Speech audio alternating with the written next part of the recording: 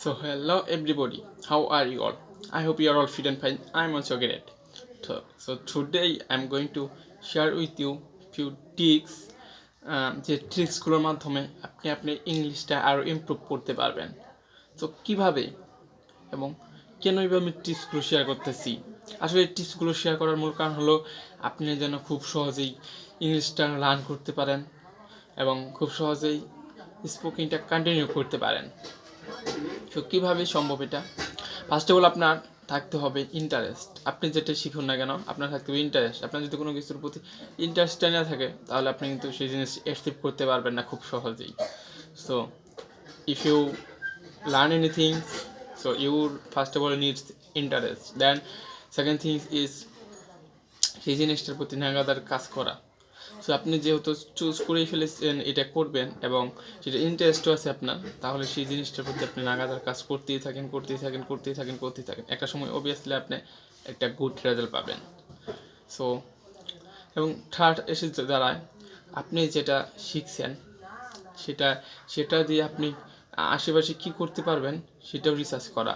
কারণ একটা জিনিস এত লং সময় ধরে একটা জিনিস কন্টিনিউ শিখতেছেন, সো আপনার তো সেটা থেকে কিছু একটা বেনিফিট বের করতে হবে। কী করতে পারবেন সেই বেনিফিটটা বের করার জন্য আপনি সেটা রিসার্চ করবেন এবং সেই টপিকে ফর এক্সাম্পল আমরা তো ইংরেজি শিখতেছি, everybody is learn English. So learn English পারপাসে আমরা ইংলিশ শিখলে কী করতে পারবো? আমরা বাংলাদেশে ভালো ভালো ভালো কোম্পানিতে চাকরি করতে পারবো, ইংরেজিটা পারার কারণে ইন্টারন্যাশনাল বিজনেস করতে পারবো, দেন বিদেশে যেতে পারবো, বিদেশে গিয়ে ভালো একটা কাজ করতে পারবো, দেন বাংলাদেশে কোচিং সেন্টার ওপেন করে কোচিং করাতে পারবো।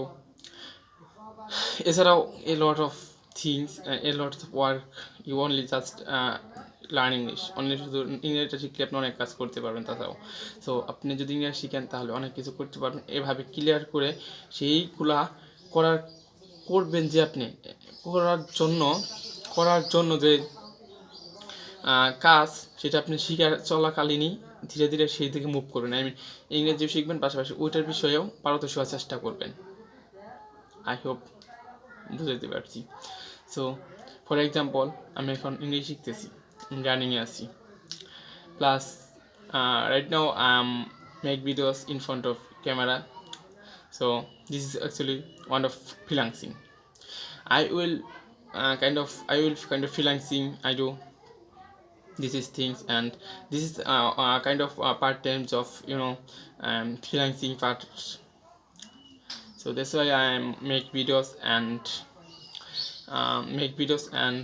I will know little bit freelancing, and I will be freelancing. I know little bit freelancing, and I will be freelancing. This is my kind of target little bit. And তাছাড়া তো আলাদা কিছু করার স্বপ্ন আছে, because English শেখা মাত্র আমার একটি স্টেপ। এই স্টেপটা পার হতে পারলে আমার অ্যানাদার স্টেপগুলো ওপেন হয়ে যাবে।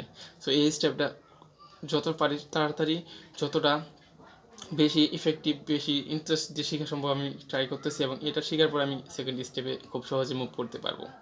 That's why this is very very specific journey আমার। এটা ফার্স্ট অফ অল কমপ্লিট করতে হবে। এটা কমপ্লিট করতে পারলেই আমি সেকেন্ড স্টেপে পা দিতে পারি। সো তার জন্যই শেয়ার করতেছি আমার প্রতিদিনকার কী বলে স্টেপ বাই স্টেপ দিন চলাগুলো। you will do anything. First of all you will goal set. তোমার first of all goal set করতে হবে। তুমি যদি কোনো কিছু করো, ফার্স্ট অফ অল তোমার গোল সেট করতে হবে। গোল সেটটা অনেক খুব একটা মুখ্য জিনিস, প্রধান জিনিস।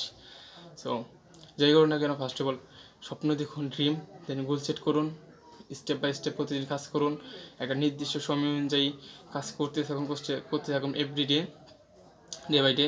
দেন সেই কাজে এক্সপার্ট হয়ে সবাইকে দেখিয়ে দিন, নিজে কিছু করুন এবং দেশের জন্য কিছু করুন।